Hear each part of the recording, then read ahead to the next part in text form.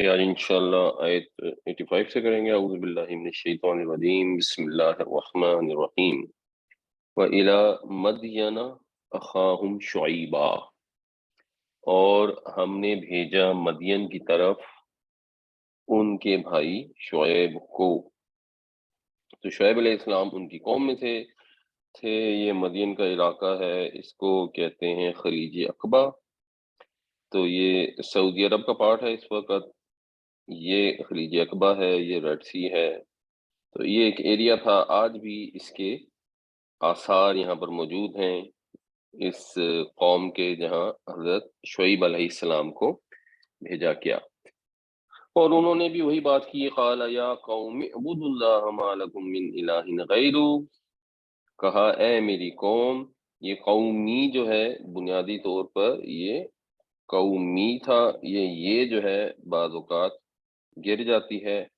और कौमी का मतलब ये होता है मेरी कौम। ए मेरी कौम, उबुदुल्लाह, इबादत करो अल्लाह की, मा लकुम, नहीं है तुम्हारे लिए, मिन इलाहिन। अब ये मिन इलाहिन जो है, ये एक तरह से मुहावरा है, इसका मतलब होता है कोई खुदा।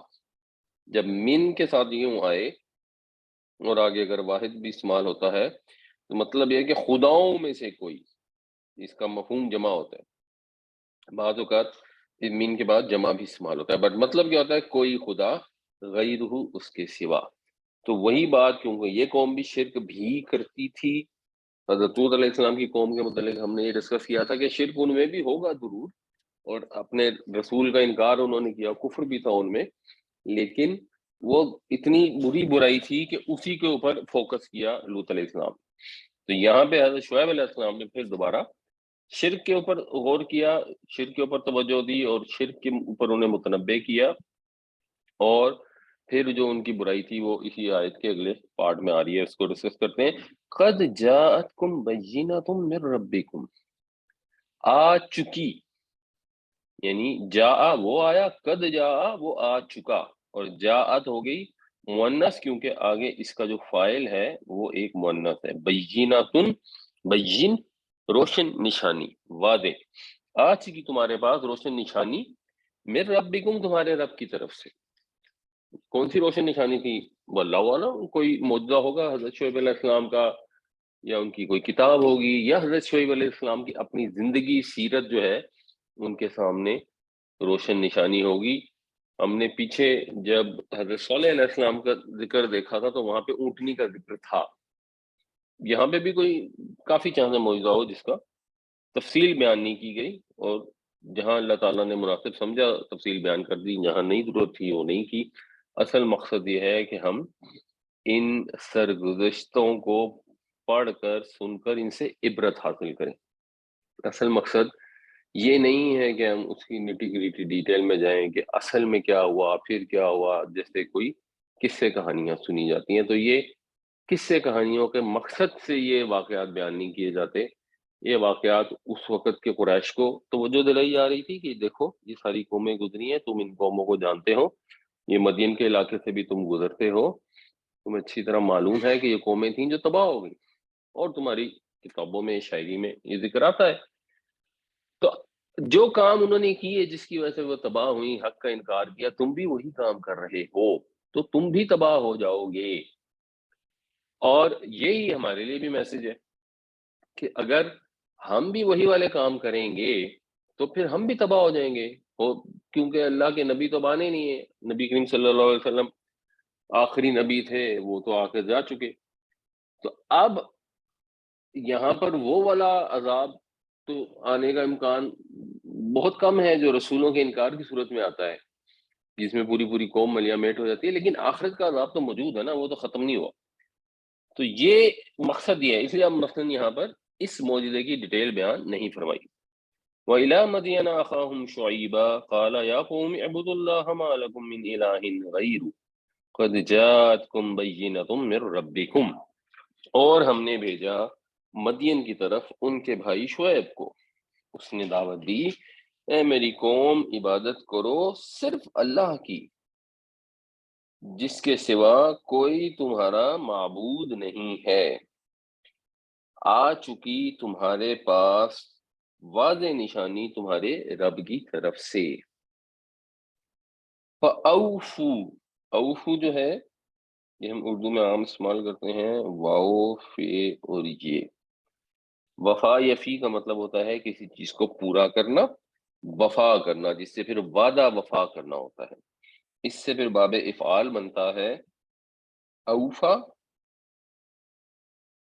یوفی، اس کا مطلب عہد وغیرہ کو پورا کرنا ہوتا ہے، یعنی کیونکہ وہ پہلے ہی پورا کرنا تھا تو اس میں بھی پورا کرنا ہوتا ہے، پورا کروانا کا معنی نہیں ہوتا۔ ویسے تو عام طور پر باب افعال جو ہے وہ پھر لازم کو متعدی کر دیتا ہے، تو وعدے وغیرہ کو پورا کرنا ہوتا ہے، اس کا پھر فعل امر بنے گا اوفو پلورل کے لیے۔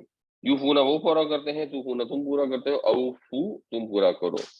فاوفو تو پورا کرو، الکیل والمیزان، کیل کا مطلب ہوتا ہے کسی چیز کو ناپنا، پیمانے سے ماپنا، جیسے ہم مثال کے طور پر کپڑے کو ناپتے ہیں گز سے، یا دودھ کو ناپتے ہیں برتن سے، اور ہم کہتے ہیں کہ یہ، خیر ہم اس کو کلو کہہ دیتے ہیں، اب تو خیر زمانہ چینج ہو گیا، اب وہ پیکٹ میں جب آتا ہے دودھ تو اس پہ لیٹر ہی لکھا ہوتا ہے، ورنہ پرانے زمانے میں یا آج بھی جو گوالا دینے آتا ہے وہ کلو بولتا ہے، اس کو ہوتا وہ لیٹر ہے۔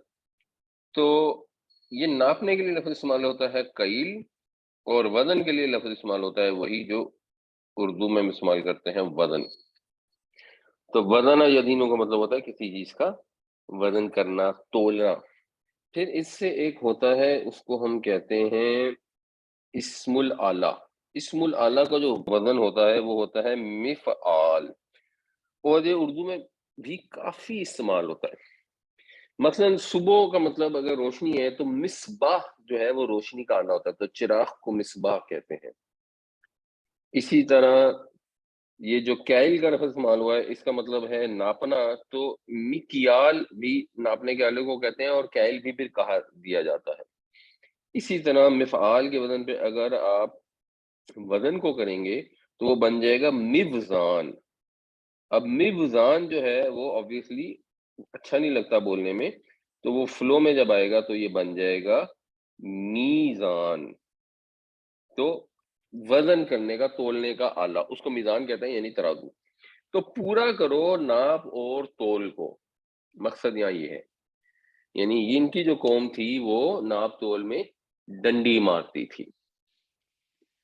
اب اس وجہ سے یعنی یہ ایک بڑی ریزن ہوئی ان کی برائیوں میں جو پرومننٹ تھی، تو اس کو اللہ تعالیٰ نے علیحدہ سے بتایا، اور پھر ان کے رسول آئے، انہوں نے انہیں شرک سے بھی منع کیا اور اس بہت بڑی برائی سے بھی بار بار روکا، منع کیا، اور جب وہ نہیں باز آئے تو ان کے اوپر اللہ کا عذاب آ گیا۔ ہمارے معاشرے میں لوگ ناپ تول کتنی پوری کرتے ہیں اور اس کو ایکسیپٹ کر لیتے ہیں کہ جی یہ اسی طرح چلتا ہے۔ ہم کپڑے کا بھی کام کرتے ہیں تو وہ ایک آئٹم ہوتے ہیں، ان کو کہتے ہیں جی مثلا 30 76 68، وہ 76 اس میں دھاگے ہوتے ہیں، ایک سائڈ میں 68 دوسری سائڈ پہ ہوتے ہیں، تو منہ سے 76 68 کہتے ہیں، ڈالتے ہیں اس میں 66 دھاگے ہیں، 65 دھاگے ہیں، کم دھاگے ڈالتے ہیں، اور پھر کہتے ہیں کہ جی سب کو پتا ہے، بائر کو بھی پتا ہے، سپلائر کو بھی پتا ہے، اور سارے اس کو مانتے ہیں۔ تو اگر سب کو پتا ہے تو آپ اس کا نام چینج کر دو، آپ اس کا وہی نام بتائیں۔ وہ کہیں گے جی ہم وہ نام کر دیں گے نا تو پھر بعد میں کسٹمر سمجھے گا کہ ہم اس کو 66 کہہ رہے ہیں تو اصل میں دھاگے اس سے بھی کام ہوگا۔ ہاں جی ایسا ہو سکتا ہے کسٹمر ایسا سمجھے، لیکن اگر آپ اس میں پکے ہو جائیں اور آپ کہیں جی ہم 66 دیں گے تو 66 ہوگا، اور 68 دیں گے تو 68 ہوگا، تو کچھ عرصے میں کسٹمر کو پتہ لگ جاتا ہے۔ اور ہم نے یہ ذاتی تجربہ کر کے دیکھا، جب میں جاب کرتا تھا نشاط میں تو ساری مارکیٹ والے کام کرتے تھے، ہم نہیں کرتے تھے، یا جس کو کنونشنل مارکیٹ کہتے ہیں وہ کہتے تھے، بٹ ملوں والے عام طور پہ یہ نہیں کرتے تھے، ملوں والے صحیح کنسٹرکشن لکھتے تھے۔ تو کسٹمر کو پتہ لگ گیا کہ یہ لوگ جو ہیں جو کہتے ہیں وہی دیتے ہیں۔ تو اس لیے یہ جو ایکسکیوز ہوتا ہے نا، بات جی ایسا ہو رہا ہے معاشرے میں، ایسا چل رہا ہے، اس کے بعد بغیر گزارا نہیں ہے، نہیں ہے گزارا، تو پھر بندے کو کوشش کرنی چاہیے کوئی اور کام شروع کر دے۔ تو اللہ تعالیٰ نے یہ حکم دیا ہے کہ پورا کرو ناپ اور تول کو، جو اس قوم کو حضرت شعیب علیہ السلام کی زبانی دیا گیا۔ وَلَا تَبْخَسُوا، بخسا یب خسو کا مطلب ہوتا ہے کسی کو کم کر دینا، اس کے حق سے گھٹا دینا یا کسی چیز کو کم کر دینا۔ تو وَلَا تَبْخَسُوا النَّاسَ، اور مت کم کرو لوگوں کو، اشیاءہم، ان کی چیزیں، یعنی لوگوں کو کم نہ کرو. اب یہ محاورہ ہے، یہ عربی کا شاعر ہے، یہ اسی طرح جنرلی استعمال ہوتا ہے. جیسے زیادہ ہم ہے نا، اس نے زیادہ کیا ان کو بستتن، وسعت میں. تو اس نے زیادہ کیا ان کو وسعت میں، یعنی اس نے ان کی وسعت زیادہ کی. تو لوگوں کو مت کم کرو ان کی چیزوں میں، یعنی لوگوں کی چیزیں کم مت کرو. یعنی اگر انہوں نے آپ سے 10 کلو سامان خریدا تو ان کو 10 کلو ہی دو، ان کو 9.5 کلو نہ دو. اور اس کا ایک تھوڑا سا فرق مطلب بھی بعض لوگوں نے کیا ہے، وہ اس سینس میں ہے کہ معاشرے میں جو چیزوں کی اویلیبلٹی ہے اس کو کم نہ کرو. اور معاشرے کی میں جو چیزوں کی اویلیبلٹی ہے وہ بڑی سادہ ہے. ایک تو بہت ہی سادہ ہے، جس کو انگریزی میں ہورڈنگ اور اردو میں ذخیرہ اندوزی کہتے ہیں. کہ اس وقت اگر مثال کے طور پر گندم کا سیزن فرض کریں ختم ہو گیا ہے اور سٹاک میں پڑی ہے، یا چینی ہے تو چینی اب کٹائی ہوگی تو پھر اس کے بعد چینی بنے گی، کرشنگ سیزن آئے گا، لیٹس اس وقت نہیں ہے، تو لوگ مارکیٹ میں سے چیزیں غائب کر دیں، کم کر دیں، تو لوگوں کے لیے چیزیں مہنگی ہو جائیں گی. یعنی یہ ایک تھوڑی سی انڈائریکٹ اس کی ریلیشن ہے کہ یہاں اس سے بھی منع کیا جا رہا ہے، ہو سکتا ہے وہ قوم یہ کام بھی کرتی ہو. یہ انڈائریکٹ ریلیشن شپ ان لوگوں نے دی ہے جنہوں نے کہا ہے کہ جی یہ والی چیز علیحدہ ہے اور یہ علیحدہ ہے. تو آپ اگر ان دونوں کو علیحدہ علیحدہ کنسیڈر کریں گے تو پھر یہ مطلب ہو سکتا ہے. اور اس کی پھر ایک تھوڑی سی کمپلیکیٹڈ مثال وہ ہے جو ہم پلاٹ خریدتے ہیں، کہ اگر آپ پلاٹ خرید کے اسے بلڈنگ بنا کے اس کو اویلیبل کر دیں گے رینٹ کے لیے، پرچیز کے لیے، تو ایکچولی معاشرے میں چیزیں بڑھ جاتی ہیں، اویلیبلٹی بڑھ جاتی ہے. اور اگر آپ پلاٹ خرید خرید کے رکھتے جائیں گے تو ایکچولی معاشرے میں اویلیبلٹی کم ہو جاتی ہے. تو اس میں ریکمینڈڈ جو قرآن آپ کو کہہ رہا ہے کہ چیزوں کو کم نہ کرو، اور اگر ان کو علیحدہ علیحدہ مطلب لیں گے تو اگلی بات ہوگی وَلَا تُفْسِدُوا فِي الْأَرْضِ بَعْدَ إِصْلَاحِهَا، اور زمین میں فساد مت پھیلاؤ اس کی اصلاح کے بعد. تو اس میں مطلب پھر یہ مطلب گا، کیونکہ آگے اس کا بھی ذکر آئے گا کہ وہ لوگوں کو ڈراتے دھمکاتے تھے، جو حق بات کرتے تھے ان کو تنگ کرتے تھے، تو وہ فساد نہ پھیلاؤ بعد اصلاحی حق. اب پھر وہاں مطلب یہ ہوگا کہ حضرت شعیب علیہ السلام نے جو اصلاح کی ہے اس کے بعد اس کو دوبارہ خراب کرنے کی کوشش نہ کرو. ایک اور ترجمہ کرنے کا طریقہ یہ ہو سکتا ہے کہ اور اللہ تعالیٰ نے فرمایا کہ ناپ اور تول کو پورا کرو، اس طرح کے لوگوں کی چیزوں میں کمی نہ کرو. یعنی اب یہ اس کی ایکسپلینیشن ہو رہی ہے. اور اس طرح کے زمین میں فساد نہ پھیلاؤ، یعنی جو تم ناپ اور تول پورا نہیں کرتے یہ لوگوں کی چیزوں میں کمی کرنا ہے اور یہ زمین میں فساد پھیلانے کے مترادف ہے. تو یہ مطلب اگر آپ دیکھیں تو یہ بھی صحیح ہے، کیونکہ پھر بعد اصلاحی حا کا مطلب یہ ہوگا کہ اس سے پہلے جو انبیاء تشریف لائے تھے انہوں نے اصلاح کر دی، ان کے نہ ماننے والوں پر عذاب آ گیا، جو ان کے ماننے والے بچا لیے گئے، اب وہ صالح لوگ تھے تو اللہ تعالیٰ نے زمین کی اصلاح کر دی. یہ موضوع پہلے بھی گزر چکا ہے. تو جب اصلاح کر دی ہے اور اب تم صحیح ہوئی چیز میں پھر دوبارہ سے فساد پیدا کر رہے ہو تو یہ زیادہ برا اور زیادہ بڑا جرم ہے اس کے مقابلے میں کہ ایک جگہ پہ خرابی پھیلی ہوئی ہے اور ایک آدمی اس کا پارٹ بن گیا. وہ بھی بہت بڑا جرم ہے، لیکن اس سے بھی بڑھ کے جرم ہے کہ سب لوگ صالح زندگی گزار رہے ہیں اور کسی نے بری روایت ڈالی، بری چیز کی بدعت ڈالی اور اس کو معاشرے میں پھیلایا اور رواج دیا. تو اس سے یہ پھر پتہ لگتا ہے کہ یہ جو آپ ناپ اور تول کو پورا کرنا ہے یہ ایک مین برائی ہے، بٹ اس سے رزلٹ کیا ہوتا ہے جب آپ ناپ تول پورا نہیں کرتے تو اس کا مطلب آپ انصاف نہیں کرتے، تو معاشرے میں انصاف قائم نہیں رہتا، بیلنس نہیں رہتا، عدل نہیں رہتا. اور اللہ تعالیٰ نے اس کائنات کو پوری کو ڈیزائن ایسے کیا ہے کہ اس میں آپ کو ہر جگہ انصاف بیلنس نظر آتا ہے. اگر زمین جو سورج کے چکر کاٹتی ہے اس کا بیلنس ذرا سا آؤٹ ہو جائے تو پوری زمین پہ ایک انسان نہ بچے، ذرا سا بیلنس آؤٹ ہونے کی وجہ سے. تو ایسا انٹریکیٹ بیلنس اللہ تعالیٰ نے، اور اس بیلنس کی کئی ڈائمینشن ہیں کہ اس کا وہ الیپٹیکل پاتھ ہے، اس کی اپنی موشن ہے، اس کے ساتھ چاند کا جو فاصلہ ہے، اس کا سورج سے جو فاصلہ ہے، ساری بے شمار ڈائمینشنز کے اندر ایک بیلنس اللہ تعالیٰ نے کریٹ کیا ہوا ہے. اس بیلنس میں کوئی چیز خراب ہو تو مسئلہ پڑ جاتا ہے. جیسے یہ اوزون لیئر والے کے اندر سوراخ ہو گیا تو اب اوور آل ایک ٹینشن کریٹ ہو گیا کہ اس کو کیسے سالو کرنا ہے. تو کائنات بیلنس کے اوپر موجود ہے، تو جب لوگ اس بیلنس کے اندر گڑبڑ کرتے ہیں تو پھر پورے معاشرے میں فساد پھیل جاتا ہے۔ ذالکم خیر لکم ان کنتم مؤمنین، یہ تمہارے لیے بہتر ہے، ان کنتم مؤمنین، یعنی سے پتہ یہ لگا، ایک تو یہ کہ یہ لوگ بھی ہمارے جیسے ہی تھے، یہ شرک کرتے تھے، ضروری نہیں کہ بت بنا کر شرک کرتے ہو، شرک کرتے تھے، اللہ کے سوا اور ہستیوں کو پوجتے تھے یا ان سے مانگتے تھے یا ان کی اطاعت کرتے تھے، خدا کی نافرمانی کرتے تھے، کسی اور کی فرما برداری کرتے تھے، یہ والا کوئی بھی شرک کرتے ہوں گے جو بھی وہ کرتے تھے، اس کی ڈیٹیل نہیں ہے، مگر دعویٰ ایمان کا تھا۔ تبھی یہ کہا گیا نا کہ اگر تم مومن ہو تو بھائی تمہارے لیے تو یہی بہتر ہے، تو ایمان کا دعویٰ رکھتے تھے۔ جیسے ہمارا دعویٰ یہ ہے کہ ہم ایمان والے ہیں، ہم مومن ہیں، ہم نبی کریم صلی اللہ علیہ وسلم کی امت میں سے ہیں، تو ہم اگر ملاوٹ بھی کریں گے، دھوکہ دہی بھی کریں گے، ناپ تول میں کمی بھی کریں گے، تو ہوگا یہ کہ ہم قیامت والے دن جائیں گے تو اللہ کے نبی ہمیں بچا لیں گے کہ او ہو یہ تو میرے امتی ہیں، تو یا اللہ انہوں نے بڑے غلط کام کیا لیکن کوئی بات نہیں، ان کی خیر ہے، ان کو آپ چھوڑ دیں۔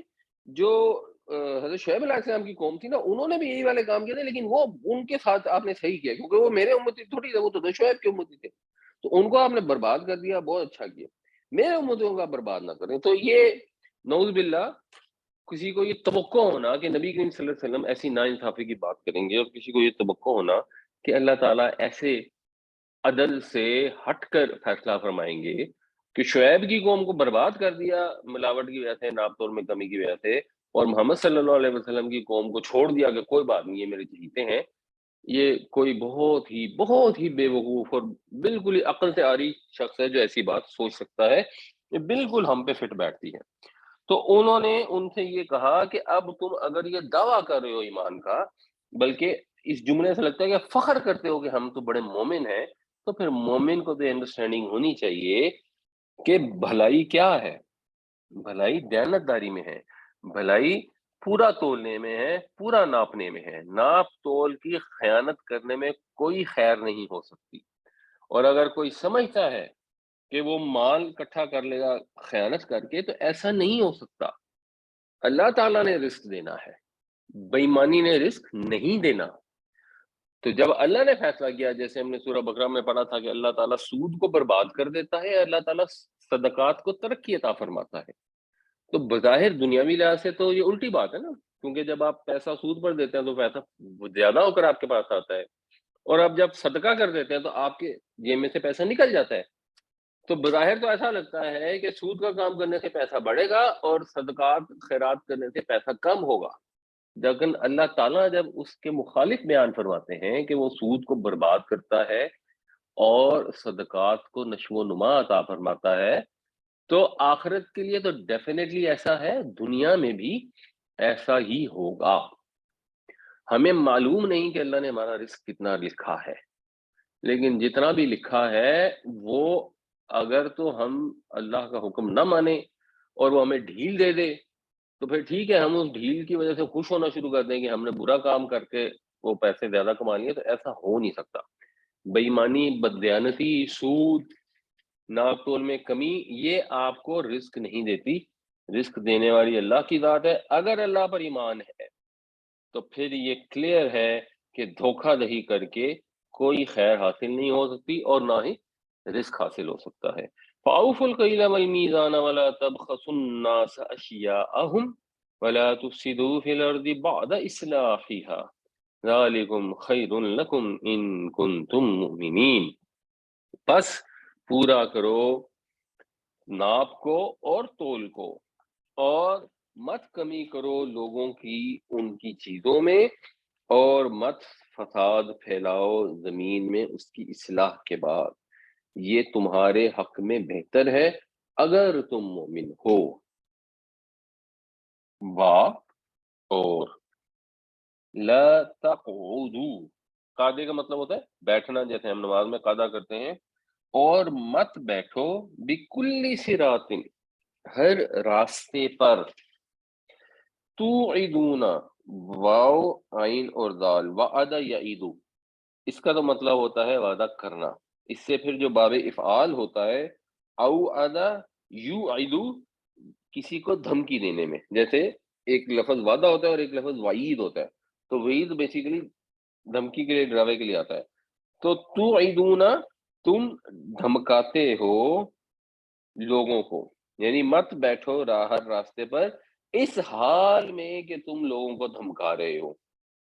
وَتَصُدُّونَ عَن سَبِيلِ اللَّهِ، اور روکتے ہوئے اللہ کے راستے سے، من آمن بِهِ، جس نے اس پر ایمان رکھا.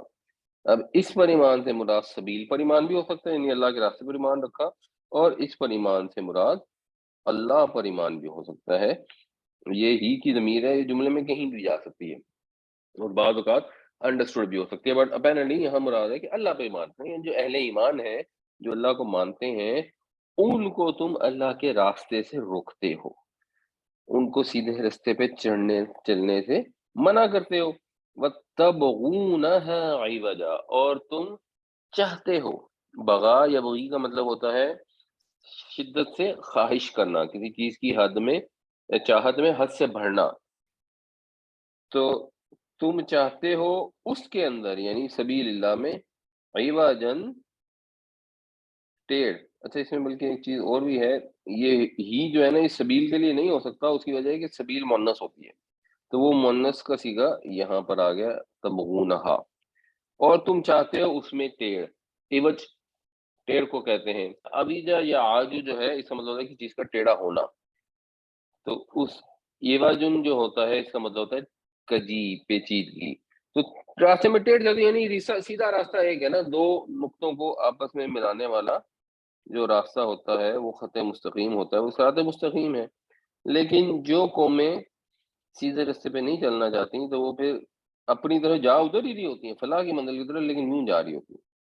اور یہ نبی کریم صلی اللہ علیہ وسلم نے ایک ایگزامپل دے کے بھی اسی طرح بتایا تھا کہ یہ جو باطل کے راستے ہوتے ہیں نا، یہ اس طرح ٹیڑھے میڑھے ہوتے ہیں. تو پھر یہ پہنچ نہیں پاتے ہیں، یہ یا آپ ادھر چلے جاتے ہیں یا ادھر چلے جاتے ہیں اور وہیں پر رہ جاتے ہیں، پھر آپ واپس نہیں آ پاتے. اور اس کی ایک بڑی ایسے آسان مثال جو ہے نا، وہ آجر اور اجیر کے تعلقات، جو امپلائی اور امپلائر کے جو ریلیشن شپ ہوتی ہے نا، اس میں جب آپ دین کو بیچ میں سے نکال دیتے ہیں تو کیا ہوتا ہے کہ لوگ کہتے ہیں یہ کیپٹلزم ہے، مارکیٹ فورسز ہیں، آپ نے ایک آدمی کو تنخواہ دینی ہے، اس نے آپ کے لیے کام کرنا ہے. اگر مارکیٹ میں ڈیمانڈ بڑھ جائے گی تو لیبر کی کاسٹ بڑھ جائے گی، آپ ان کو زیادہ پیسے دیں گے. اگر ڈیمانڈ کم ہو جائے گی تو آپ کم دیں گے. یہ بات اپنی کا ٹھیک ہے، لیکن ایک لحاظ سے یہ ایکسٹریم ہے. پھر دوسری مہم شروع ہوتی ہے، اس کے اندر وہ کہتا ہے کہ نہیں جی تو بڑی زیادتی ہے. اگر کسی وجہ سے کوئی امپلائیز ہیں، وہ آپ ان کو پیسوں کی ضرورت ہے، لیکن آپ ان سے پھر زیادہ کام کرواتے ہیں کیونکہ آپ کو پتہ ہے ان کو نیڈ ہے، تو آپ ان کا استحصال کرتے ہیں. تو ٹائم کے اوپر تو پابندی ہونی چاہیے، 8 گھنٹے سے زیادہ کام نہیں کرنا چاہیے، اور سیلری منیمم ویج ایک مقرر ہونی چاہیے. مارکیٹ سچویشن جو مرضی ہو، اس سے پھر آپ دوسری ایکسٹریم میں نکل جاتے ہیں، کیونکہ اس کا رزلٹنٹ پھر اینڈ میں یہ ہوتا ہے کہ لوگ کام کم کرتے ہیں، پیسے زیادہ لیتے ہیں، اور وہ بزنس ہی ڈوب جاتے ہیں. اور کسی اور ملک کے اندر جہاں پہ اس طرح کی پابندیاں نہیں ہوتی ہیں، وہ آگے نکل جاتے ہیں. جو پریکٹیکلی اس وقت ہو رہا ہے یورپ کے اندر، اس طرح کے بے شمار انہوں نے منیمم ویج اتنی زیادہ رکھی ہوئی ہے، یعنی یورپ کی منیمم ویج 1200 یورو کے قریب ہے، جو آج کل خیر $1200 ہو گئی ہے. اور چائنا میں مثلا منیمم ویج $300 ہے. اب وہ پھر ان سے کمپیٹ ہی نہیں کر پاتے، اور یورپ میں ایک ایک کر کے ساری انڈسٹری جو ہے وہ بند ہوتی جا رہی ہیں، اور چائنا میں وہ بڑھتی جا رہی ہیں. وہ محنت بھی زیادہ کرتے ہیں، ایک تو $300 لیتے ہیں، اس کے علاوہ ان کو محنت کرنے میں کوئی پرابلم نہیں ہے، وہ کرتے جاتے ہیں محنت، اور زیادہ زیادہ ایفرٹ کرتے ہیں اور فوکس سے کام کرتے ہیں. اور یورپ والوں کو چھٹیاں بھی چاہیے ہوتی ہیں، پتہ نہیں بے شمار قسم کی تو انہوں نے چھٹیاں الاؤ کی ہوئی ہیں. تو یہ پھر آپ اس ایکسٹریم میں چلے جاتے ہیں. پھر ایک وقت آئے گا جب یہ ایکسٹریم فیل ہو جائے گی اور اس کی وجہ سے پتہ لگا کچھ نہیں ہوگا، اب وہ یورپین جو ہے اس کو کنٹرول کرنے کی کوشش کر رہے ہیں، اب وہ نمبر آف ورکرز بڑھانے کی کوشش کر رہے ہیں، وہ ریٹائرمنٹ یہ بڑھانے کی کوشش کر رہے ہیں. تو پھر آپ ادھر چلے جائیں. تو اسلام کا جو سسٹم ہے وہ ایک درمیان میں ہوتا ہے، جس کے اندر ریئل جو میکنزم ہے وہ قانون سے نہیں چلتا، اس میں میکنزم چلتا ہے اخلاقیات سے. اسلام کا سسٹم کیا ہے کہ جی یہ چیزیں تو ہوں گی آپ کی ڈیمانڈ اینڈ سپلائی کے میکنزم کے تحت ہی، لیکن جس کو اللہ نے پیسے دیے ہیں وہ اس کے اپنا اختیار نہیں ہے، اس نے وہ پیسے اللہ کے حکم کے تحت خرچ کرنے ہیں. تو اگر اس کی ضرورت کے مقابلے میں ایک امپلائی کی ضرورت زیادہ ہے اور ارجنٹ ہے اور امپورٹنٹ ہے، تو اخلاقی لحاظ سے اس کو یہ انکریج کیا گیا ہے یا کمپیل کیا گیا ہے کہ اس نے ان کے اوپر خرچ کرنا ہے۔ اس نے صرف یہ نہیں کر لینا کہ اپنے لیے ہی بڑے بڑے محلات بنا لیتے ہیں اور اپنے لیے سونے چاندی کے ڈھیر اکٹھے کر لینے ہیں، وہ لوگ جو اس کے ساتھ اٹیچ ہیں اس نے ان کا بھی خیال رکھنا ہے۔ تو دینی لحاظ سے یہ ذمہ داری ڈالی گئی، جو مثلاً یہ نبی کریم صلی اللہ علیہ وسلم نے فرمایا کہ اگر کسی کے پڑوس میں کوئی بھوکا سو گیا اور اس شخص نے خود پیٹ بھر کر کھانا کھا لیا تو وہ ہم میں سے نہیں ہے۔ تو ظاہر سی بات ہے، اسی طرح اگر ملازمین سارے بھوکے سو رہے ہیں اور مالکان سارے پیٹ بھر کر کھانا کھا رہے ہیں تو پھر وہ مسلمانوں میں سے نہیں ہے۔ یعنی اخلاقی لحاظ سے، قانونی لحاظ سے تو خیر یہ نہیں ہو سکتا کہ اگلے دن جا کے ان کے شناختی کارڈ کے اوپر مسلم کارڈ جو غیر مسلم کر دیا جائے، تو اخلاقی لحاظ سے مسلمانوں میں سے نہیں ہے۔ تو جو اپنے نبی کریم صلی اللہ علیہ وسلم سے محبت کرتے ہیں، ان کی اطاعت کرتے ہیں، وہ پھر کوشش کریں گے کہ اپنی امکان کی حد تک، یعنی دونوں چیزیں پھر بیلنس میں چلتی ہیں۔ یہ بھی نہیں ہو سکتا کہ وہ ان کو بغیر کام کیے پیسے دینی شروع کر دیں تو وہ اکنامکلی فیل ہو جائے گا، that is also not possible. اور یہ بھی نہیں ہو سکتا کہ وہ ان کو نچوڑ کے ان سے کام کرا لیں، ان کو پیسے پوسے نہ دیں اور خود عیش کرتے رہیں۔ تو ایک درمیان کا راستہ ہوگا جو خود بخود نکل آئے گا۔ تو یہ سیدھا راستہ ہر جگہ ہوتا ہے اور باطل قوتیں ہمیشہ اس میں ٹیڑھ پیدا کرنا چاہتی ہیں۔ اور جب آپ جدا کر دیتے ہیں دین کو اپنی زندگی سے، جو علامہ اقبال نے کہا کہ جدا ہو دین سیاست سے تو رہ جاتی ہے جنگیں بھی، جب آپ دین کو زندگی سے جدا کر دیتے ہیں نا تو پھر اس میں ٹیڑھ پیدا ہو جاتا ہے۔ تو ان کو یہ کہا ان کے نبی شعیب علیہ السلام نے کہ راستوں میں مت بیٹھو دھمکانے کے لیے، اور ہو سکتا ہے وہ ڈاکے ڈوکے مارتے ہوں گے، یہ بھی ہوگا، اور یہ بھی ہوگا کہ جو مومن لوگ تھے ان کو اس رستے سے ہٹانے کی کوشش کرتے تھے، جو پھر اسی آیت میں آگے آ رہا ہے کہ ان کو اللہ کے رستے سے ہٹاتے تھے اور سیدھے رستے کے اندر ٹیڑھ پیدا کرنے کی کوشش کر رہے تھے۔ اور ٹیڑھ پیدا کرنے کی کوششیں یہ ہوتی ہیں کہ مثال کے طور پہ اچھا تم یہ والا کام تو کرنا ہے، کر لو، یہ والا نہ کرو، یہاں پہ ہماری مان جاؤ، یہاں پہ ہم تمہاری مان جاتے ہیں، کسی طرح جو بالکل سیدھا ناک کی سیدھ والا راستہ اس سے ہٹ جاؤ۔ وَاسْكُرُوا، اور یاد کرو، اِذْ كُنْتُمْ قَلِيلًا، جب تم تھوڑے تھے، فَكَسَّرَكُمْ، تو اس نے تمہیں زیادہ کر دیا، تمہیں کثرت دے دی۔ یعنی یہ شکر کی ایک طرح سے دعوت ہے کہ تم چھوٹے تھے، خاندان کی شکل میں اس علاقے میں آ کر بسے تھے، ہو سکتا ہے یہ حضرت لوط کی آگے ہی نسل میں سے ہوں یا میں بھی، بٹ جو بھی تھے تھوڑی تعداد میں آ کے یہاں بسے تھے۔ پھر اس قوم کو اللہ نے پورے پر قوم بنا دیا، ان کے اسباب ان کو مہیا فرما دیے اور ایک سرٹن لیول پہ وہ پہنچ گئے۔ وہ بھی آپ ان کے اب جو کھنڈرات موجود ہیں اگر آپ ان کو دیکھیں گے تو ان کو دیکھ کر ایسے ہی محسوس ہوتا ہے کہ یہ بھی کافی تمدن یافتہ قوم بن چکے تھے۔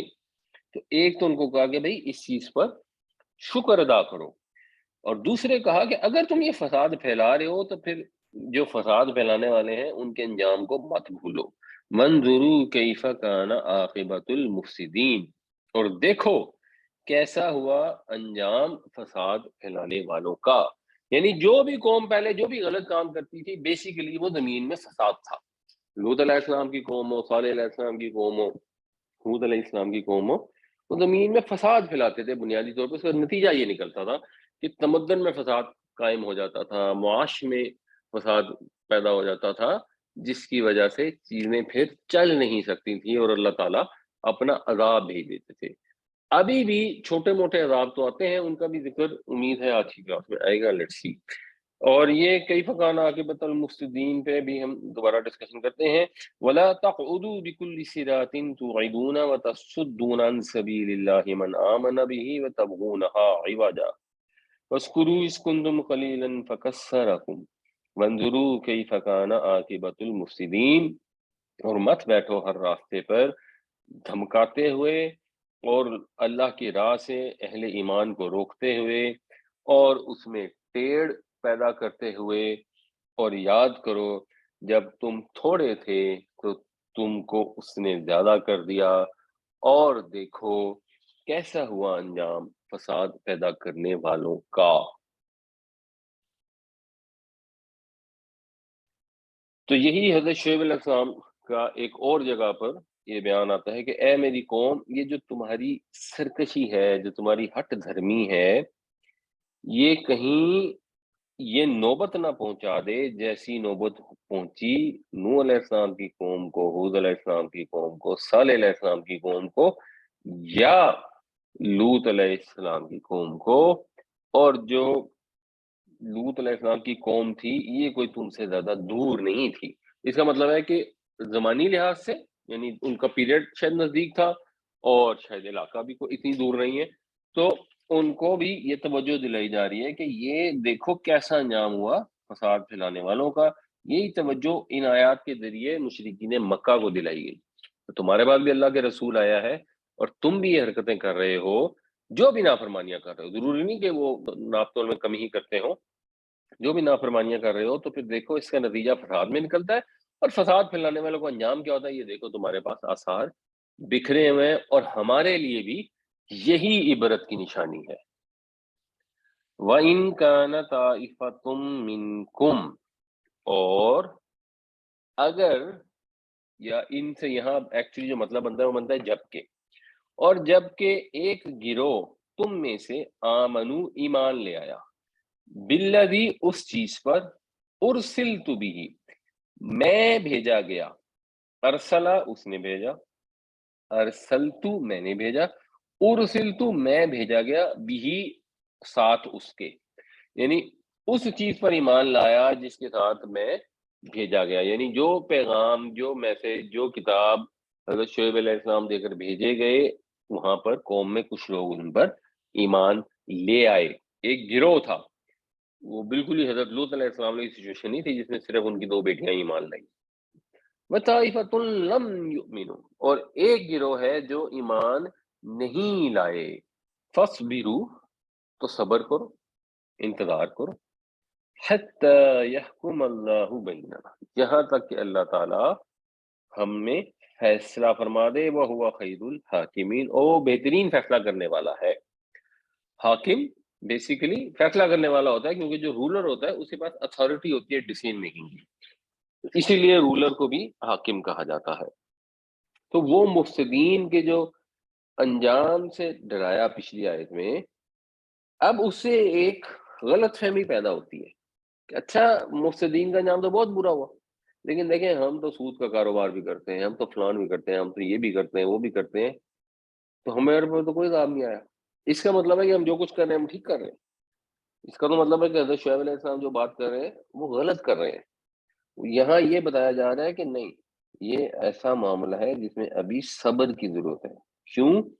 ایک گروہ ہے جو ایمان لے آیا، اگر ایک گروہ ایمان لایا ہے تو ظاہر ہے اس میں کچھ وقت لگا ہوگا، ان کو کوئی بات نے اثر کیا ہوگا، تو ابھی ہو سکتا ہے اور لوگ بھی ہوں جن کے اوپر بات اثر کر جائے، تو وہ لوگ جن کے اندر یہ صلاحیت ہوتی ہے کہ وہ حق کو قبول کر سکیں، تو اللہ تعالیٰ پھر ایسی قوم کو مزید مہلت دیتے ہیں، اور جیسے جیسے لوگ رسول پر ایمان لاتے جاتے ہیں ایکچولی ایک طرح سے مہلت بڑھتی جاتی ہے، کیونکہ پھر باقی لوگوں کے بھی ایمان لانے کے امکانات تھوڑے سے بڑھ جاتے ہیں۔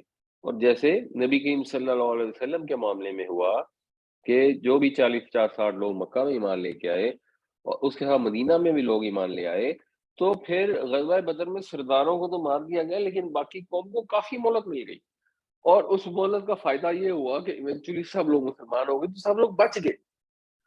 یہ فائدہ یوں نہیں ہے کہ بس اسلام کو فائدہ ہو گیا، ٹھیک ہے اسلام کو بھی اس میں کو فائدہ ہے، لیکن اللہ تعالیٰ کو تو اس طرح کسی فائدے کی ضرورت نہیں ہے۔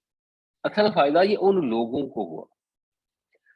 اگر فوراً عذاب آ جاتا، کیونکہ وہ تو کہتے تھے لاؤ دکھاؤ، جس کا دھمکی دیتے ہو پھر اس کو لے آؤ، تو پھر قریش کے تو سارے لوگ مارے جاتے اور سارے مارے جاتے ان 50-60 کے علاوہ، اور سارے کے سارے جہنم میں چلے جاتے۔ لیکن اللہ تعالیٰ کی رحمت کی وجہ سے ان کو مہلت ملی، اور اس مہلت میں بہت سارے لوگ ایمان لے آئے اور بچ گئے۔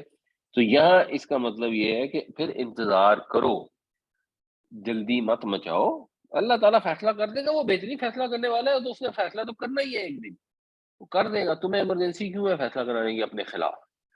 اندر سے تو تمہیں بھی معلوم ہے کہ تم غلط ہو اور اللہ کے نبی درست ہیں، لیکن وہ پھر جب دلوں میں مہر ہو جاتی ہے، جب انسان ڈھٹائی پہ اتر آتا ہے، پھر وہ ماننے سے انکاری ہو جاتا ہے ہر چیز کی۔ ہمیں اس سے بھی یہ میسج ضرور دیکھنا چاہیے کہ حضرت شعیب علیہ السلام کی قوم تھی، وہ بڑی ڈھیٹ تھی۔ یہ تو بیسک سی بات ہے نا، ملاوٹ کرنا بری بات ہے، ناپ تول میں کمی کرنا بری بات ہے، ذخیرہ اندوزی کرنا بری بات ہے، لوگوں کے ساتھ دیانتداری سے پیش آنا چاہیے۔ یہ تو بالکل بیسک چیز ہے۔ یہ ایسی چیز ہے جو ہم دیکھتے ہیں کہ ایک آدمی اگر ہمیں کم تول کر دیتا ہے تو ہمیں غصہ آتا ہے اس کے اوپر، ہم کہتے ہیں بڑا گھٹیا آدمی ہے جو کم تول کے دے رہا ہے۔ پھر ہم دوسرے کو خود کم تول کر دیتے ہیں، اس وقت ہم اس کو جسٹیفائی کر لیتے ہیں کہ نہیں نہیں ہماری مجبوری ہے، اس کی صرف کوئی غیر گزارا نہیں ہے۔ اندر سے تو ہمیں پتہ ہے نا کہ یہ چیز بری ہے، تبھی ہمیں بری لگتی ہے جب کوئی دوسرا وہی والا کام ہمارے ساتھ کرتا ہے۔ ہم کسی کے ساتھ جھوٹ بولتے ہیں تو ہم کہتے ہیں آج آج کل دونوں جھوٹ بولے بغیر گزارا نہیں ہے۔ کوئی اور ہمارے سے جھوٹ بولتا ہے تو ہمیں برا لگتا ہے کہ یار کتنا غلط آدمی ہم سے جھوٹ بولا اس نے۔ ہم کسی کو گالی دے دیں تو ہم کہتے ہیں بس جی ہمیں غصہ آ گیا تو ہم نے گالی دے دی تھی۔ کوئی اور گالی دے دے تو ہمیں برا لگتا ہے کہ نہیں یہ کتنی بری بات ہے، ہمیں گالیاں دے رہا ہے۔ تو یہ برائی تو انسان کو کوئی اتنی اس میں راکٹ سائنس تھوڑی ہوتی ہے کہ انسان کو سمجھ نہیں آ رہی ہوتی کہ یہ چیز بری ہے اور یہ چیز اچھی ہے، اور پتہ نہیں 14 علوم حاصل کر کے ہی سمجھ آئے گی۔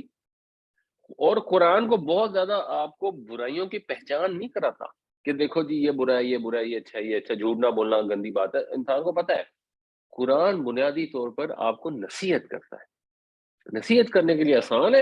اور پھر کوئی کمپلیکیٹڈ چیزیں ہو سکتی ہیں کہ اچھا جی وہ ایک آدمی فوت ہو گیا، اب اس کے اتنے بچے ہیں، ایک بیوی ہے، ایک ماں ہے، باپ فوت ہو گئے، اب اس طرح کی چیزوں میں قرآن سے گائیڈ لائن ہدایات وہ تھوڑی سی تفصیل سے مل جاتی ہے، بٹ بنیادی طور پر تو قرآن شریف آپ کو توجہ دلاتا ہے کہ تمہاری فطرت کے اندر یہ چیزیں موجود ہیں کہ یہ چیزیں غلط ہیں اور ان سے باز رہو۔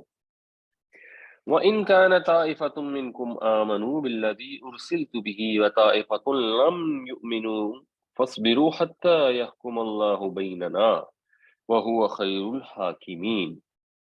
اور اگر تم میں سے ایک گروہ ہے، جبکہ تم میں سے ایک گروہ ہے جو ایمان لے آیا اس چیز پر جو میں دے کر بھیجا گیا ہوں، اور ایک گروہ ہے جو ایمان نہیں لایا، تو انتظار کرو یہاں تک کہ اللہ تعالیٰ فیصلہ فرما دے ہمارے درمیان، تو وہ بہترین فیصلہ کرنے والا ہے۔ تو اب یہ حضرت شعیب علیہ السلام نے اپنی قوم سے کہا۔ اب اگر ان میں حیا ہوتی، عقل ہوتی، سمجھ ہوتی، خدا کا خوف ہوتا تو ان کی بات کو غور سے سنتے اور مانتے، لیکن ہوا اس کے الٹ۔ قال الملأ الذین استکبروا من قومہ، کہا اس قوم کے بڑوں نے جنہوں نے تکبر کیا، لَنُخْرِجَنَّکَ، ہم ضرور نکال دیں گے، یا شعیب، اے شعیب، یعنی تجھے، کا مطلب تو، تجھے ہم ضرور نکال دیں گے تجھے اے شعیب، والذین آمنوا معک، اور ان کو جو تیرے ساتھ ایمان لائے، من قریتنا، اپنی بستی سے۔ اس ساری تقریر، نصیحت، ہدایت کی باتوں کا، اچھی باتوں کا جواب یہ ہے کہ بھائی ٹھیک ہے ہم تو تمہیں اپنی بستی سے نکال دیں گے۔ بالکل یہی کام ہم لوگ کرتے ہیں، جب ہمیں کوئی آ کے نصیحت کرتا ہے تو ہمیں بری لگتی ہے اور پھر ہم اس کو ایوائڈ کرتے ہیں، ہم کہتے ہیں اس سے ملو ہی نہ۔ اگر ہماری کوئی کمپنی ہے، دوستوں کا گروپ ہے، تو ایسے دوست کو اپنی کمپنی سے نکال دیتے ہیں۔ پھر ہم کہیں مل کے گھومنے پھرنے جاتے ہیں تو اس کو دعوت ہی نہیں دیتے کہ اس نے آگے سیری کھانا ہے، اس نے آگے، پھر وہ مولیوں والی باتیں شروع کر دیں گے۔ جس نے مولیوں والی باتیں کرنی ہے اس کو بھی حکمت کو مد نظر رکھنا چاہیے، یہ اپنی جگہ ہے، یہ ایک علیحدہ چیز ہے۔ ہمارے یہاں بعض کا یہ بھی ہوتا ہے کہ ایک آدمی ہے، اس نے آپ کو تبلیغ کرنی ہے، اب وہ موقع دیکھتا ہے نہ محل دیکھتا ہے اور تبلیغ شروع ہو جاتا ہے۔ وہ جی ہر 5 منٹ بعد آپ کو کوئی دعوت کی بات کرنی شروع کر دیتا ہے، اور ایک وہ نیچرل بھی ایک فلو ہوتا ہے نا انسان کا کمیونیکیشن، تو اس کو خراب کر دیتا ہے۔ تو اللہ تعالیٰ نے یہ بھی حکم دیا ہے کہ ادعو الی سبیل ربک بالحکمت والموعظۃ الحسنہ، کہ حکمت کے ساتھ بلاؤ اللہ کے رستے کی طرف، اپنے رب کے راہ کی طرف، اور عمدہ نصیحت کے ساتھ بلاؤ۔ بعض اوقات ایسا بھی ہوتا ہے کہ جو لوگ ہیں وہ سخت گفتگو کرتے ہیں، انہوں نے دیکھا کسی نے پردہ نہیں کیا ہوا، اب اس کے سخت گفتگو شروع کر دیں گے، تو اگر اس کو سمجھ آنے کا کوئی چانس ہو بھی تو وہ بھی ختم ہو جاتا ہے۔ ادھر بھی احتیاط کرنی چاہیے، لیکن وہ ایک علیحدہ پہلو ہے۔ ادھر یہ بات ہو رہی ہے، اور ظاہر سی بات ہے حضرت شعیب علیہ السلام تو اچھے طریقے سے نصیحت کرتے ہوں گے، بٹ ادھر یہ بات ہو رہی ہے کہ جب آپ کو نصیحت کی جاتی ہے تو جنرل آپ کا جو ڈیفنس میکینزم جب کھڑا ہوتا ہے نا، تو اس کا نتیجہ یہ ہوتا ہے کہ آپ کہتے ہیں کہ بھائی اس بندے سے کنارہ کر لو، اس بندے کو اپنی کمپنی سے نکال دو، اگر آپ کسی بستی میں رہتے ہیں تو اس بندے کو بستی سے نکال دو تاکہ یہ ہمارے برے کاموں سے ہمیں منع نہ کرے۔ تو انہوں نے کہا کہ بھائی ہم نکال دیں گے تمہیں، او یا لتعودن فی ملتنا، یا تم ہماری ملت میں پھر سے آ جاؤ، دوبارہ لوٹ آؤ۔ اعادہ کرنا، عود کر آنا، دوبارہ آنا، لوٹنا، تو پھر ہماری ملت میں واپس، یعنی ہمارے طریقے پہ آ جاؤ تم بھی۔ اگر ایک آدمی ہے وہ ایک جگہ رہتا ہے جہاں پہ لوگ مہندیوں پہ ڈانس کرتے ہیں، تو اس کا احساس ہو گیا، اس نے کہا میں تو ایسے فنکشن نہیں کروں گا، لوگوں کو بھی سمجھاؤں گا کہ نہ کرو۔ اب وہ جب لوگوں کو سمجھاتا ہے تو باقی سارے رشتے دار کہتے ہیں کہ یار یہ بات ہی ہے کہ یا تو تم بھی ہمارے ساتھ ناچ گانا کرو، ہمارے ساتھی بن جاؤ، ورنہ ہماری کمپنی سے تم خارج، ہماری برادری سے کوئی ہمارا تعلق نہیں، ہماری فیملی میں ہم تم سے پھر جنازوں میں مل لیا کریں گے، شادی بیاہ میں نہ تم ہمارے آؤ نہ ہم تمہارے آئے۔ تو اگر یا تم نکل جاؤ ورنہ پھر ہمارے طریقہ کار پر واپس آ جاؤ۔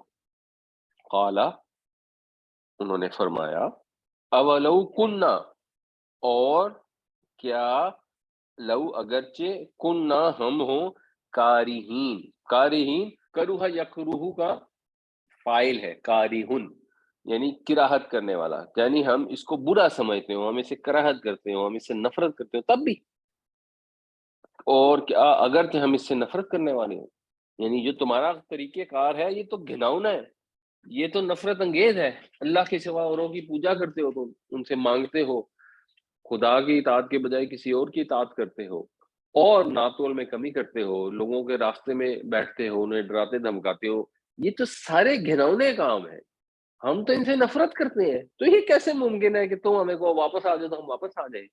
دس از انڈرسٹوڈ کے کا مطلب یہ ہے کہ اٹ از ناٹ پاسبل۔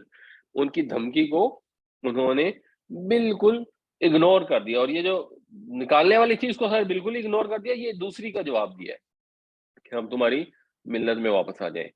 اور پھر یہ آگے جواب کنٹینیوڈ ہے، قال الملأ الذين استكبروا من قومه لنخرجنك يا شعيب والذين آمنوا معك من قريتنا أو لتعودن في ملتنا قال ولو كنا كارهين۔ کہا اس کی قوم کے بڑوں نے جنہوں نے تکبر کیا کہ ہم ضرور نکال دیں گے تمہیں اے شعیب اور ان لوگوں کو جو تمہارے ساتھ ایمان لائے اپنی بستی سے، یا تم ہماری ملت میں واپس آ جاؤ۔ فرمایا کیا جب کہ ہم اس سے نفرت کرتے ہوں تب بھی، یہ اب تب بھی انڈرسٹوڈ ہے۔ قد افترینا، افترینا ہم نے جھوٹ باندھا، افطرا کا مطلب ہے جھوٹ باندھا، قد افترینا ہم تو پھر جھوٹ ہی باندھا، ہم تو جھوٹ باندھنے والے ہوئے، علی اللہ، اللہ پر، کذبہ جھوٹ، یعنی پھر اگر یہاں کذبہ آ گیا تو پھر افطرا کا مطلب ہو جائے گا باندھنا، پھر ہم تو باندھنے والے ہوئے اللہ پر جھوٹ، ان عدنا، یہ ادنا وہی آدھا یا اردو والا ہے، عین والدو اعادہ کرنا جو ہوتا ہے، کہ اگر ہم لوٹ آئے فی ملتکم، تمہاری ملت میں، تمہاری ملت میں بنیادی مطلب اس کا ہوتا ہے تمہارے طریقے پر، بعد اذ نجان اللہ منہا، بعد اس کے کہ نجات دی ہم کو اللہ نے اس سے، تمہاری ملت سے، تمہارے طریقے سے، یہ جو تمہارا کفر کا طرز عمل ہے، ہم اس سے نجات دے دی اللہ نے ہم کو، اب ہم واپس پھر اس لوٹ آئے تو پھر تو ہم نے بڑا ہی جھوٹ باندھا اللہ پر، یعنی پھر ہم جو پہلے ساری بات کر رہے تھے تو پھر تو ہم جھوٹ ہی بول رہے تھے، جو ہم تمہیں کہہ رہے تھے کہ جی اللہ نے ہمیں کہا ہے کہ یہ کام مت کرو، اور دوسرا مطلب یہ ہے، اور جو شاید زیادہ ریلیونٹ مطلب ہے، کہ یہ جو تم جو کچھ بھی کر رہے ہو اور ساتھ کہتے ہو ہم مومن ہے، تو بنیادی طور پر تم اللہ پر جھوٹ باندھتے ہو کہ ہمیں اس چیز کی اجازت ہے اللہ کی طرف سے کہ ہم یہ فراڈ کر لیں، تو کوئی بات نہیں، ہمیں اللہ سے اجازت ہے، ہم یہ لوگوں سے، بزرگوں سے، بتوں سے مانگ لیں، تو یہ اصل میں تو یہ اللہ نے ان کو اپوائنٹ کیا ہوا ہے، جیسے ہمارا بھی لوگ کہتے ہیں نا کہ حضرت علی ہماری مدد کے لیے آتے ہیں، کیونکہ اللہ نے ان کو حکم دیا کہ ہماری مدد کیا کریں، تو دیکھیں نا حضرت جبرائیل بھی تو آتے ہیں لوگوں کی مدد کرنے کے لیے، قرآن سے پتہ لگتا ہے، تو اللہ نے حضرت علی کو بھی کہا کہ ہماری مدد کے لیے، تو وہ بھی ہماری مدد کے لیے آتے ہیں۔ حالانکہ حضرت جبریل سے مدد نہیں مانگتے، جن کا اگر قرآن میں ذکر ہے تو وہ ان سے مدد مانگے نا، ان سے کیوں مانگ رہے ہیں جن کا ذکر نہیں ہے؟ تو یہ جو کچھ تم کرتے ہو یہ تو اللہ پر جھوٹ باندھنا ہے، تو ہم کیسے جھوٹے، ہم بھی کیسے جھوٹے ہو جائیں گے، ہم بھی کیسے غلط لوگ ہو جائیں گے؟ وما یکون لنا، اور یہ نہیں ہو سکتا ہمارے لیے، ان نعود فیہا، ان نعود فیہا، کہ ہم اس میں لوٹ آئیں، ان کی وجہ سے نعودو سے نعودہ ہو گیا، کہ ہم لوٹ آئیں اس میں، الا ان یشاء اللہ ربنا، مگر یہ کہ چاہے اللہ ہمارا رب۔ اب یہ بھی ایک ذرا سوچنے کی بات ہے، بندہ پہلی دفعہ تو پڑھ کے یہ سوچے گا کہ وہ کہہ رہے ہیں کہ ہم تو کبھی مشرک نہیں ہوں گے، ہم تو کبھی یہ تمہارے جو ملاوٹ والے کام ہیں اور ناپ تول میں کمی کے کام ہیں ان کو ہم صحیح نہیں مانیں گے، ہم اس کا حصہ نہیں بنیں گے، مگر یہ کہ ہمارا اللہ ایسا چاہے، تو اللہ ایسا کیوں چاہے گا؟ تو یہ بات تو درست ہے، اللہ ایسا کیوں چاہے گا، لیکن اصل یہ طریقہ ہے، یعنی جب آپ یہ کہتے ہیں کہ اللہ یشاء اللہ ربنا، اصل میں اس کا مطلب یہ ہوتا ہے کہ ہم اتنے پکے ہیں کہ دنیا کی کوئی طاقت ہمیں اس پہ مجبور نہیں کر سکتی، تم جو مرضی کر لو، ہم نہیں واپس آئیں گے۔ اگر کوئی طاقت ہے جو مجبور کر سکتی ہے تو وہ اللہ کی ذات ہے۔ تو یہ تو وہ والی بات ہے کہ ہم ارادہ پختہ ہے، اور ہم اسی چیز کو ہم جب کہتے ہیں تو انشاءاللہ سے کہتے ہیں، اس کا بھی یہی مطلب ہوتا ہے۔ تو سمجھ یہ آئی کہ یہ صحیح طریقہ ہے، یہ ادب ہے کہ اللہ کا نبی اور اس کے ساتھی جب یہ بات کریں کہ تم ہمیں کہہ رہے ہو کافر ہو جاؤ، سوال ہی پیدا نہیں ہوتا ہم ہو جائیں، مگر ساتھ اس کے ایک ڈسکلیمر دیتے ہیں کہ ہاں اگر اللہ کی مشیت ایسے ہوئی کہ ہم کافر، اتنی پکی بات کے اوپر بھی مومن یہ کہتا ہے کہ اگر اللہ کی مرضی نہیں ہوگی نا پھر میں کچھ نہیں کر سکتا، ویسے تو سوال ہی پیدا نہیں ہوتا، لیکن اللہ کے آگے کسی کی نہیں چلتی۔ اللہ نے نہیں کہنا کہ کفر میں آؤ، نہ اللہ چاہتا ہے کفر میں آؤ، لیکن ادب کا تقاضا اور صحیح عقیدے کا تقاضا یہ ہے، اور یہی اللہ تعالیٰ نے نصیحت فرمائی ہمارے نبی کریم صلی اللہ علیہ وسلم کو بھی، اور یہ سورہ کہف جب آئے گی تو ہم پڑھیں گے انشاءاللہ کہ وَلَا تَقُولَنَّ لِشَيْءٍ إِنِّي فَاعِلٌ ذَلِكَ غَدًا، کسی چیز کے متعلق یہ مت فرمائیے کہ یہ کل میں یہ کام کر دوں گا، الا ان شاء اللہ، مگر یہ کہ اگر اللہ نے چاہا، جو ہم کہتے ہیں انشاءاللہ، اگر اللہ نے چاہا۔ اب یہ ایک اور مسئلہ ہے، ہم جب کہتے ہیں نا انشاءاللہ تو انفارچونیٹلی جب ہم نو مسلم سے بات کرتے ہیں تو کہتے ہیں اس انشاءاللہ کا مطلب مسلمانوں نے یہ بنایا ہوا ہے کہ ہمارا تو کوئی ارادہ نہیں ہے یہ کام کرنے کا، اللہ کی مرضی ہوئی تو کر دیں گے، ویسے ہمارا کوئی ارادہ نہیں۔ حالانکہ اصل مفہوم اس کا بالکل الٹ ہے، جب ہم انشاءاللہ کہتے ہیں تو ہم کہتے ہیں جی ہاں جی ضرور اگر اللہ کی مرضی ہوئی، کیونکہ اس کی مرضی کے بغیر نہیں ہو سکتا الا ان شاء اللہ۔ اور اگر آپ کبھی یہ بھول جائیں، جیسے اگر نبی کریم صلی اللہ علیہ وسلم کو یہ فرمایا آ رہا ہے وَاسْكُرْ رَبَّكَ إِذَا نَسِيتَ، تو اگر آپ بھول جائیں تو اپنے رب کو یاد کریں، وَقُلْ عَسَىٰ أَن يَهْدِيَنِي رَبِّي لِأَقْرَبَ مِنْ هَٰذَا رَشَدًا، کہ امید ہے میرا رب اس معاملے میں میری رہنمائی فرمائے گا ہدایت کی قریب تر چیز کی طرح۔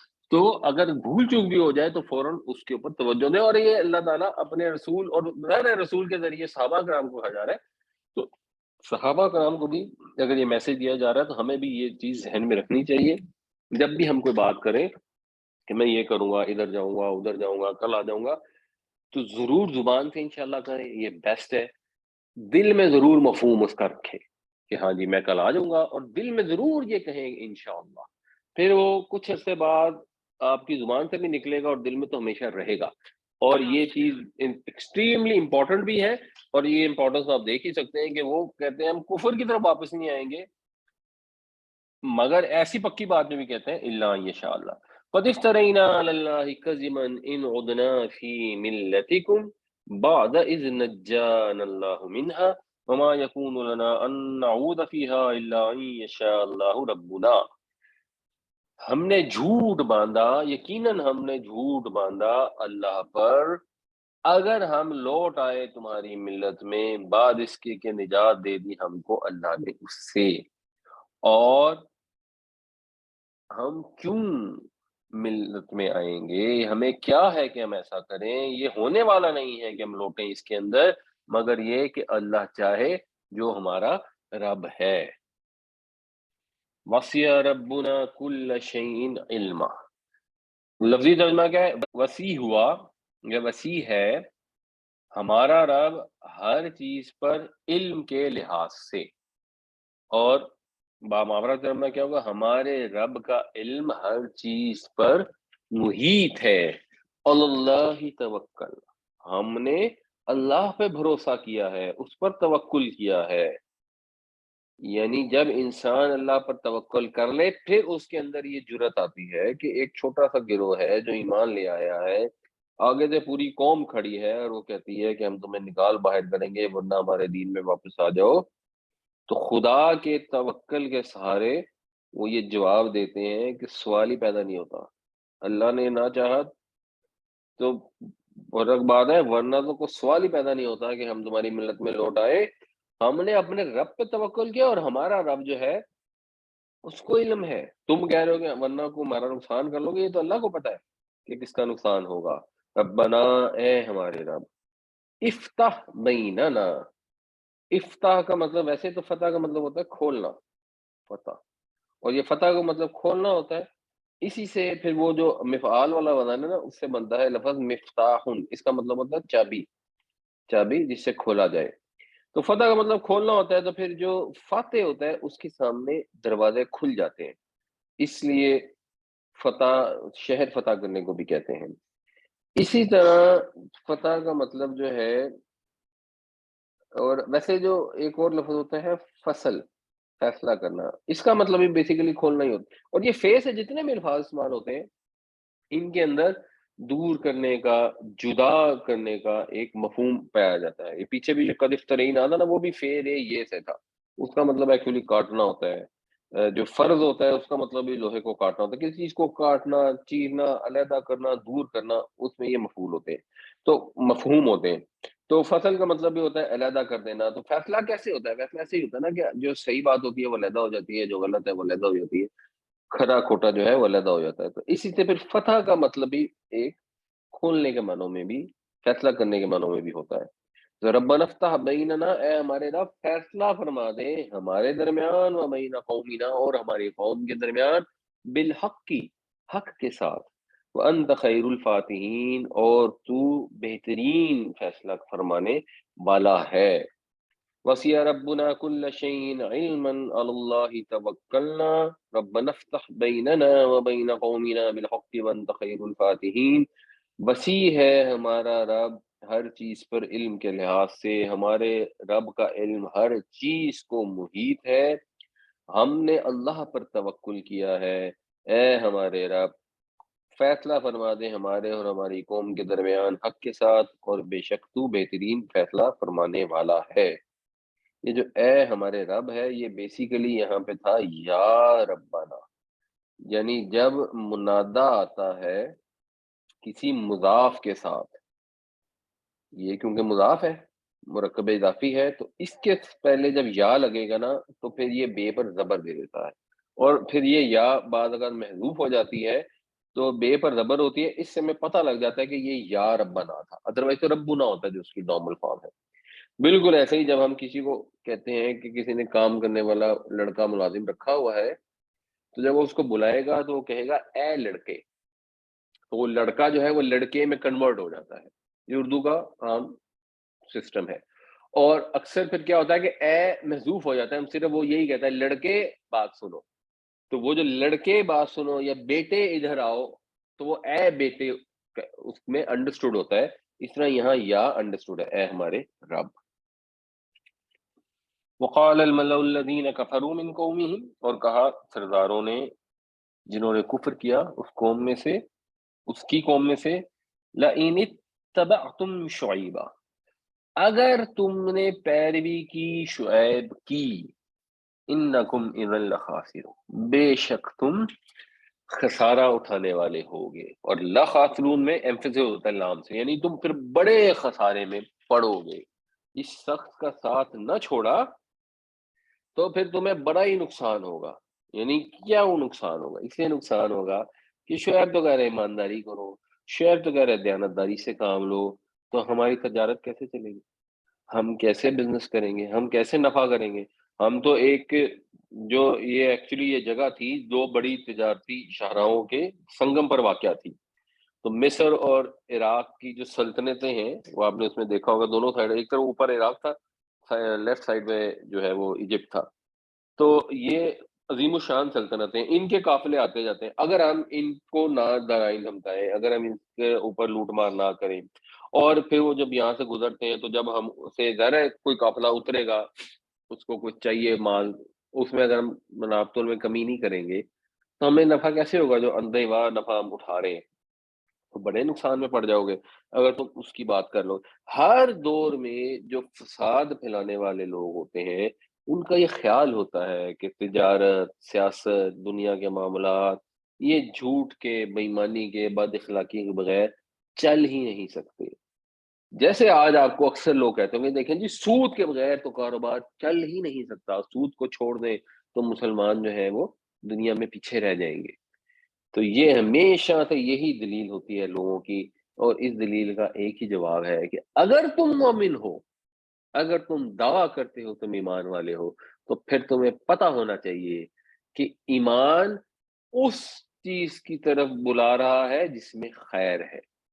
خیر، مال، فائدہ، نفع صرف اسی صورت میں ملے گا اگر تم جس پر ایمان رکھتے ہو اس پر عمل بھی کرو گے. جب تمہارے رب نے تمہیں حکم دیا ہے صداقت کا، دیانت کا، ایمانداری کا، ناپ تول پورا کرنے کا، تو جب تم وہ کرو گے تو اللہ تعالیٰ تمہیں برکت عطا فرمائے گا. یہی تو ایمان ہے. زبانی کلامی ایمان کے لا الہ الا اللہ محمد رسول اللہ، ماں باپ نے پڑھا، ہم نے بھی پڑھ لیا، بس اب ہم تو ہو گئے جنتی. ویسے اللہ نے جو حکم دیا وہ تو قابل عمل ہی نہیں ہے. نہ سود کے بغیر کاروبار چل سکتا ہے، نہ دیانتداری سے کاروبار چل سکتا ہے. اس ساری چیزوں سے تو ممکن ہی نہیں چل سکے. انسان کے پاس ہر صلاحیت ہونی چاہیے، غنڈہ گردی کی ہونی چاہیے، کسٹمروں کو شراب آفر کرنے کی بھی ہونی چاہیے، اور بے ایمانی کی بھی ہونی چاہیے، اور جھوٹ بولنے کی بھی ہونی چاہیے، اور گولیاں کرانے کی ہونی چاہیے. تبھی آپ کاروبار میں ترقی کر سکتے ہیں، ورنہ تو کر ہی نہیں سکتے. یہ اصل میں ان لوگوں کا بیان ہے جو ایمان جن کا درست نہیں ہے، جو اس چیز کو نہیں سمجھتے کہ رزق دینے والی ذات صرف اور صرف اللہ کی ہے. وقال الملأ الذين كفروا من قومه لئن اتبعتم شعيبا انكم اذا لخاسرون. اور کہا سرداروں نے جنہوں نے کفر کیا اس کی قوم میں سے، اگر تم نے شعیب کی اتباع کی تو تم بڑے خسارے میں پڑو گے. فاخذتهم الرجفة، تو آ لیا ان کو ایک کپکپی نے. اب وہ کپکپی کیا ہے؟ اس سے مراد دھماکہ ہے، اس سے مراد زلزلہ ہے. فَأَصْبَحُوا فِي دَارِهِمْ جَاثِمِينَ، تو وہ رہ گئے اپنے گھروں میں اوندھے پڑے ہوئے. یہ پہلے بھی حضرت صلی اللہ علیہ السلام کی دفعہ بھی ہم نے یہ ڈسکس کیا تھا. لفظ جاثمین کا مطلب ہوتا ہے ویسے اپنے زانوؤں کے بل اوندھے ہونا ہے. یہ بلکہ میں دیکھ رہا تھا اگر آپ کہیں جاپان وغیرہ میں ہو نا تو آپ کو پراپر ٹریننگ دیتے ہیں کہ اگر زلزلہ آ رہا ہو تو آپ نے کیا کرنا ہے.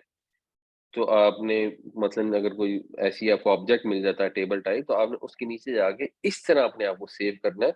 اور آپ جہاز میں بھی جب بیٹھتے ہیں اس کے اندر بھی آپ کو یہی گائیڈ کرتے ہیں کہ اگر کسی وجہ سے کوئی ایکسیڈنٹ کا امکان ہو تو آپ نے یہ والی پوزیشن اختیار کرنی ہے. تو یہ توقع یوں ہی محسوس ہوتی کہ پہلے سے ہمیشہ سے انسان کو یہ آئیڈیا تھا کہ اس والی سچویشن میں آنے سے کم نقصان ہوتا ہے. لیکن جب اللہ کا عذاب آ جاتا ہے تو پھر اسی سچویشن میں لوگ اوندھے پڑے رہ جاتے ہیں اور عذاب سے بچ نہیں پاتے. اللہ تعالی ہمیں اس طرح کے سب آفات سے بھی بچائے اور گناہوں کی سزا سے بھی بچائے. اور آخری اس موضوع پر جو حضرت شعیب علیہ السلام کا ذکر ہے، یہ دو آیتیں ہیں، میرے خیال ہے ان کو بھی کر لیتے ہیں. الذین کذبوا شعیبا کأن لم یغنوا فیہا، وہ لوگ جنہوں نے جھٹلایا شعیب علیہ السلام کو گویا کہ وہ کبھی یہاں رہے ہی نہیں. غنی یا یغنا کا ایک مطلب یہ بھی ہوتا ہے اپنا وجود قائم رکھنا، تو یہ رہنے کے معنوں میں بھی آتا ہے. الذین کذبوا شعیبا کانوا هم الخاسرین، جنہوں نے جھٹلایا شعیب کو وہی نقصان اٹھانے والے تھے. نقصان یہ نہیں ہے کہ ایمانداری کی اور نقصان ہو گیا کہ آپ نے ملاوٹ سے جو پیسے کمانے تھے وہ نہیں کما سکے. نقصان تو یہ ہے جو پھر رہتی دنیا تک کے لیے موجود ہے کہ ایسی قوم نے کتنا بڑا نقصان اٹھایا. الذین کذبوا شعیبا کأن لم یغنوا فیہا الذین کذبوا شعیبا کانوا هم الخاسرین، وہ لوگ جنہوں نے جھٹلایا شعیب کو گویا کہ وہ یہاں کبھی رہے ہی نہیں تھے، بسے ہی نہیں تھے وہ لوگ کہ جنہوں نے جھٹلایا شعیب کو، وہی نامراد ہوئے۔ فتولی عنہم، تو ان سے منہ پھیرا شعیب علیہ السلام نے اور چل پڑے، مراد یہ ہے وقالا، یہ کہتے ہوئے یا قومی، اے میری قوم، لقد ابلغتکم رسالات ربی، بے شک میں نے پہنچا دیے تم کو اپنے رب کے پیغامات۔ رسول رسالہ لے کے آتا ہے، پیغام لے کے آتا ہے۔ وَنَصَحْتُ لَكُمْ، اور میں نے تمہاری خیر خواہی کر دی میں نے جو بھی خیر خواہی، جتنی اللہ کے رسول نبی تشریف لاتے ہیں تو اپنی ذات کے اوپر تکلیفیں اٹھا کر جو ممکن ہے خیر خواہی وہ کر دیتے ہیں۔ کیف آسیٰ علی قوم کافرین، یہ ایکچولی الف سین واو، یہ سمیع یسمعو کے وزن پر ہو گیا اسیوا یعصبو، یعنی پھر فلو میں مطلب ہے اسیہ یعصا، اس کا مطلب ہوتا ہے افسوس کرنا، اور اسیہ اس نے افسوس کیا، یعصا افسوس کرتا ہے۔ اس سے پھر جو یعصا وہ افسوس کرتا ہے، آسا میں افسوس کرتا ہوں، اس میں پھر یہ جھٹکا ختم ہو جاتا ہے، یہ کھڑی زبر میں ایک طرح سے کنورٹ ہو جاتا ہے۔ تو کیفا آسا، تو کیسے میں افسوس کروں، الا قوم کافرین، کافروں کی قوم پر، میں نے تو کر دیا خدام، پہنچا دیا، پھر بھی تم نے اپنا بیڑا غرق جان بوجھ کر کیا۔ کفر ہوتا ہی جان بوجھ کر حق کا انکار کرنا ہے۔ کافر وہ ہے جو کسان کے لیے لفظ استعمال ہوتا ہے، جو دانے کو زمین کی تہ میں اندھیرے میں چھپا دیتا ہے۔ تو حق واضح ہو گیا ہے پھر بھی انسان نہ مانے، اس کو کہتے ہیں کفر۔ تو میں پھر ایسی کفر کرنے والی قوم پر کیسے افسوس کروں، اب میں کیا افسوس کروں۔ یہ بھی ایک غم کا جملہ ہے کہ ظاہر نبی کو اپنی امت سے محبت ہوتی ہے، تبھی وہ ان کے لیے اتنی ایفرٹ کرتا ہے، اور سارا کچھ کر کے بھی اگر وہ قوم گڑھے میں جا ہی گرتی ہے، اپنے آپ کو تباہ کر ہی لیتی ہے، تو ظاہر سی بات ہے افسوس تو ہوگا۔ فَتَوَلَّ عَنْهُمْ وَقَالَ يَا قَوْمِ لَقَدْ أَبْلَغْتُكُمْ رِسَالَاتِ رَبِّي وَنَصَحْتُ لَكُمْ فَكَيْفَ آسَىٰ عَلَىٰ قَوْمٍ كَافِرِينَ، تو وہ چل پڑا ان سے منہ پھیر کر یہ کہتے ہوئے، اے میری قوم، میں نے پہنچا دیے تم کو اپنے رب کے پیغامات اور خیر خواہی کر دی تمہاری، اب میں کفر کرنے والی قوم کا غم کیوں کروں یا کیسے کروں۔ اللہ تعالیٰ ہمیں قرآن پڑھنے، سمجھنے، اس پر عمل کرنے، دوسروں تک پہنچانے کی توفیق عطا فرمائے۔ ایسے لوگوں کے ساتھ ہمیں شامل نہ فرمائے جنہوں نے نافرمانیاں کی، ہم بٹھیٹ بنے رہے۔ ہمیں اپنی اصلاح کرنے کی توفیق عطا فرما دے تاکہ ہم اس بڑے دن کے عذاب سے بچ جائیں۔ آمین یا رب العالمین۔ جزاکم اللہ خیر۔ السلام علیکم ورحمۃ اللہ وبرکاتہ۔